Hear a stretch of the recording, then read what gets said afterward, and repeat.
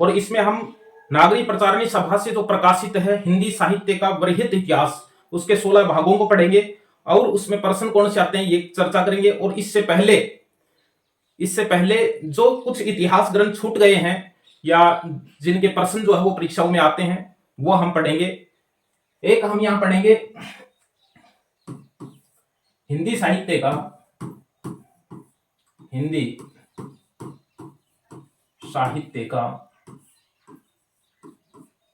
अध्यतन इतिहास।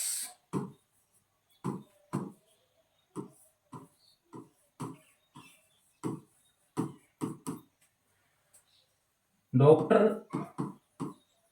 मोहन अवस्थी का लिखा हुआ है, मोहन अवस्थी।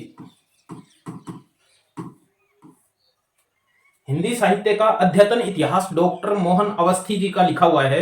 और ये जो इतिहास ग्रंथ है शायद इसको विद्यार्थी को मिल जाए तो पढ़ना भी चाहिए। बहुत अच्छा जो है वो साहित्य का जो है वो आलोचना भी है, संग्रह भी है। सन 1970 ईस्वी में ये प्रकाशित हुआ था। सन 1970 ईस्वी में प्रकाशित हुआ था हिंदी साहित्य का अध्यतन इतिहास, डॉक्टर मोहन अवस्थी। इन्होंने अपने इसी ग्रंथ के अंदर हिंदी के आदिकाल को आधार काल नाम दिया है। यदि हमने पढ़े हो कि भाई आदिकाल को आधार काल किसने कहा है तो मोहन अवस्थी जी ने कहा है और डॉक्टर सुमन राजे ने भी कहा है। इसी के साथ हम हिंदी साहित्य का दूसरा इतिहास ग्रंथ, हिंदी साहित्य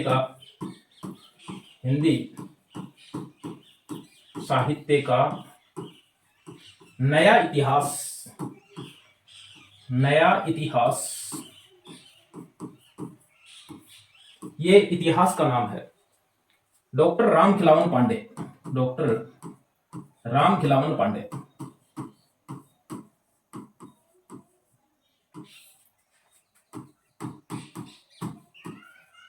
रामखिलावन पांडे 1969 ईस्वी में ये ग्रंथ जो है इनका प्रकाशित हुआ था, हिंदी साहित्य का नया इतिहास नाम से। रामखिलावन पांडे जो हैं इनकी भी चर्चा जो है वो इतिहास ग्रंथों की करते हैं तो उसमें नाम जो है वो इनका आता है। एक डॉक्टर धीरेन्द्र वर्मा है, डॉक्टर धीरेन्द्र वर्मा।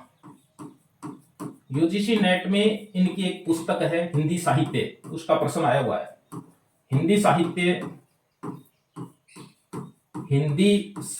पुस्तक हिंदी साहित्य के इतिहास ग्रंथ की श्रेणी में ही आती है।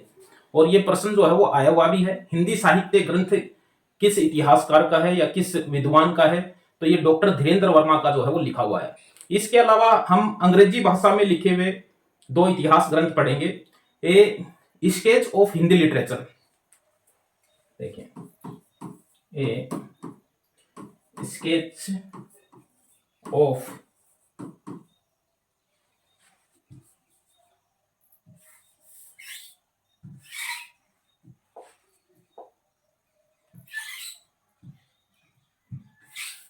यहां पर सही से काम नहीं कर रहा है।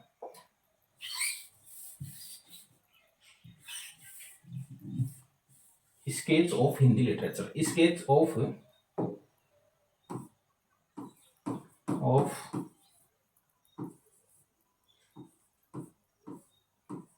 Hindi literature,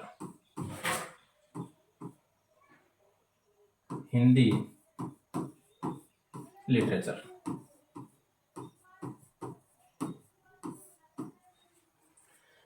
A sketch of Hindi literature अंग्रेजी भाषा में प्रकाशित हिंदी साहित्य का ही, हिंदी लिटरेचर है हिंदी साहित्य का ही एक इतिहास ग्रंथ है।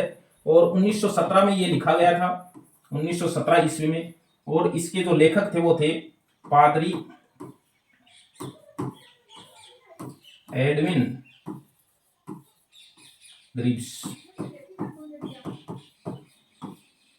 पादरी एडविन ग्रिव्स जो हैं इन्होंने 1917 में जो है वो इसको लिखा था और अंग्रेजी भाषा में लिखा गया है। अंग्रेजी भाषा में ही एक और भी ग्रंथ लिखा गया है, a history of Hindi literature. और इसके जो लेखक हैं वो FEK हैं, FEK नाम आता है। प्रश्न जब आए हुए हैं यूजीसी नेट में प्रश्न आए हुए हैं उसमें भी ये नाम जो है वो हमें मिला है। यदि हम इसकी बात करें तो ए हिस्ट्री ऑफ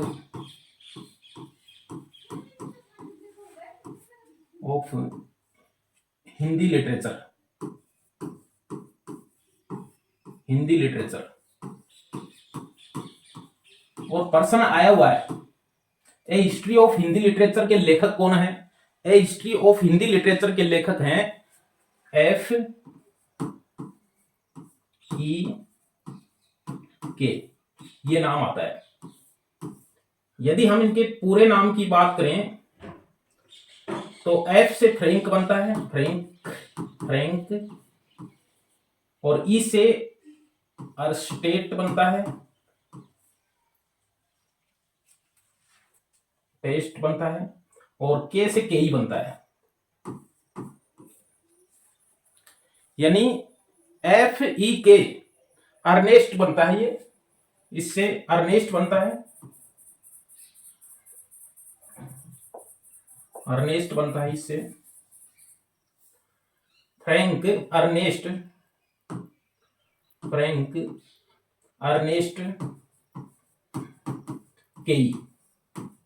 1920 ईस्वी में इन्होंने इस ग्रंथ को लिखा था, ए हिस्ट्री ऑफ हिंदी लिटरेचर। और भारत के बहुत से शहरों में जो है ये रहे हुए हैं, शिमला में रहे हुए हैं, जबलपुर में रहे हुए हैं, दिल्ली में, कलकत्ता में, बहुत सी जगह जो है भारत में रहे हुए हैं। और इस ग्रंथ को इन्होंने सन 1920 में जो है वो लिखा था। ये प्रश्न यूजीसी नेट में बहुत बार आया हुआ है, नाम केवल इतना ही आया हुआ है, एफ ई के, एफ से फ्रैंक, ई से अर्नेस्ट और के से केई, ये इनका पूरा नाम है।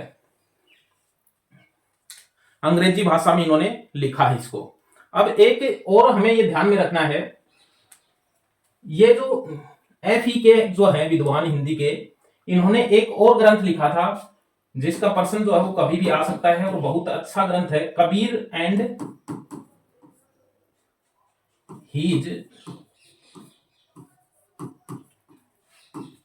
फॉलोअर्स। ये देखो मेरा पढ़ा हुआ है, कबीर एंड हीज फॉलोअर्स जो है ये ग्रंथ इन्होंने लिखा था 1931 ईस्वी में। एफ ई के का लिखा हुआ ग्रंथ है। और कमाल की बात यह है कि कबीर एंड हीज फॉलोअर्स जो है ग्रंथ लिखा है इन्होंने, ये कबीर के जीवन से संबंधित है, कबीर की रचनाओं से संबंधित है, यूं माने कि कबीर पे एक आलोचनात्मक करती है। और इसका हिंदी में अनुवाद हो चुका है, हिंदी में अनुवाद 2022 में अभी हुआ है, कमल भारती ने किया है, और उसका नाम है कबीर एंड कबीर और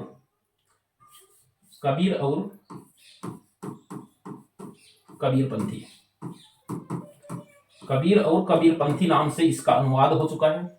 यह हमें ध्यान में रखना है, इसका अनुवाद है, ये अनुवाद है हिंदी में, और इसके अनुवादक हैं वो हैं कमल भारती। कमल भारती जो है वो वर्तमान में एक दलित साहित्यकार हैं, कमल भारती। धर्मवीर भारती जी से इनका कोई संबंध नहीं है। कमल भारती एक अलग से लेखक हैं, अपनी पहचान बना चुके हैं, और दलित साहित्य में इनकी अच्छी पहचान वर्तमान में है। इन्होंने इसका अनुवाद जो है वो, इस ग्रंथ का अनुवाद इन्होंने 2022 में अभी किया है, 2022 1 जनवरी 2022 को ये ग्रंथ प्रकाशित हुआ था इनका। ये कुछ इतिहास ग्रंथ थे जो छूट गए थे, हमें इनकी चर्चा करनी थी। अब हमें चर्चा करनी है हिंदी साहित्य का, हिंदी साहित्य का बृहत इतिहास, बृहत इतिहास जो 16 भागों में प्रकाशित हो चुका है। और यह प्रश्न बहुत बार आया है कि हिंदी साहित्य का बृहत इतिहास जो नागरी प्रचारणी सभा से प्रकाशित होना था। देखिए, नागरी प्रचारणी जो सभा है काशी में, उसकी 3 प्रमुख योजना थी। एक तो थी हिंदी शब्द सागर, दूसरी थी हिंदी विश्वकोश, और तीसरी थी हिंदी साहित्य का बृहत इतिहास, बृहत इतिहास। ये 3 उनकी प्रमुख योजना थी, और तीसरी योजना उनकी ये थी जो लगभग पूर्ण हो चुकी है, और इसके 16 भाग जो है वो प्रकाशित भी हो चुके हैं, और 16 के अलग अलग भाग के अलग अलग जो है वो लेखक इसमें हैं, और 16 भागों में प्रकाशित हो चुका है।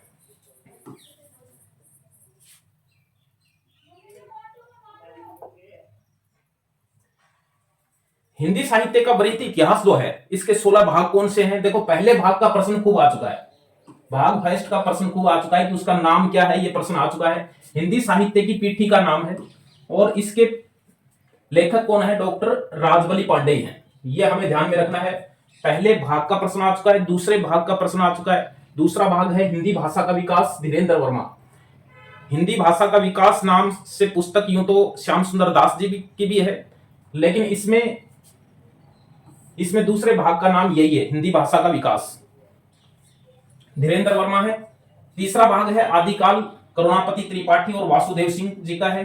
चौथा भाग जो है वो भक्ति काल से संबंधित है, भक्ति काल निर्गुण भक्ति नाम है, परशुराम चतुर्वेदी इसके लेखक हैं। इसका जो पांचवा भाग है वो है भक्ति काल सगुण भक्ति, विजेंद्र स्नातक और दीनदयाल गुप्त हैं। और छठा भाग है रीतिकाल रीतिबद्ध नाम से, जो डॉक्टर नगेंद्र का लिखा हुआ है। और सातवां भाग जो है वो रीतिकाल रीतिमुक्त है, जो डॉक्टर भागीरथ मिश्र का लिखा हुआ है।